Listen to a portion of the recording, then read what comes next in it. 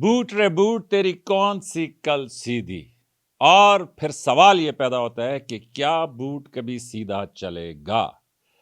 फौजी मनमौजी में खुश आमदीद। मैं हूं आपका होस्ट मेजर रजा और आज जो मेरे साथ गेस्ट हैं उसमें मेरे साथ सबसे पहले मौजूद है C civilian C Charlie. Charlie, welcome to the show. दूसरे नंबर पे जो मेरी मेहमान हैं हमेशा की तरह वो हैं विस्की। विस्की को W से पढ़ें, वाव से मत पढ़ें। और आज उनके साथ जो तीसरे गेस्ट हैं वो हैं एक मासूम भोले भाले फौजी। अस्सलाम वालेकुम सर। वालेकुम अस्सलाम, कैसे हो? अल्लाह का शुक्र सर। वेरी गुड सर आसान बैठो जो। आसान बैठ, रिलैक्स।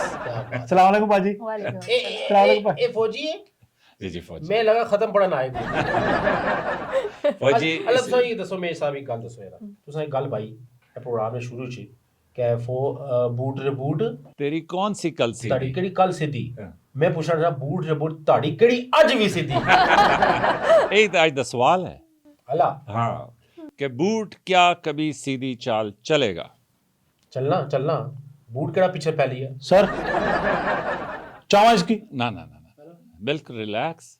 आसान बाश, आसान बाश में ये सर थोड़ी भी गड़बड़ करे ना तो मैंने दस्या मैं चाह के बाहर ले जा सकता फिक्र ना करो। किया तो फौज में एक होती है होशियार, जिसका मतलब होता है अटेंशन, एक होता है आसान बाश जिसका मतलब होता है एट ईज, और एक होता है आराम बाश। तो फौजी भाई मैं आपसे ये कह रहा हूँ आराम बाश, ये मनमौजियों का शो है।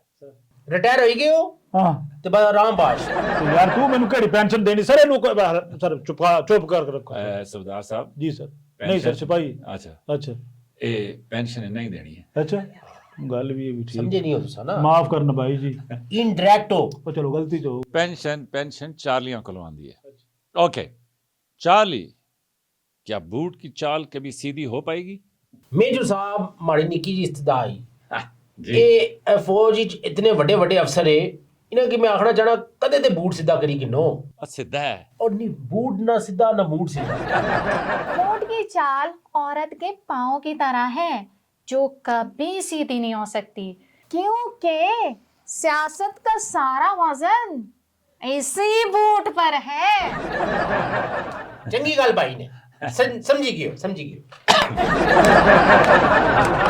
इथे तेल मार नहीं होनी अपनी बहु अला ओ सर सानू तो सिर्फ ए पता है ठीक है ना जी जी ये बूट अगे वेख के चलदा है ते जेड़े सियासतदान है ना ये पीछे पीछे वेख के चलदे।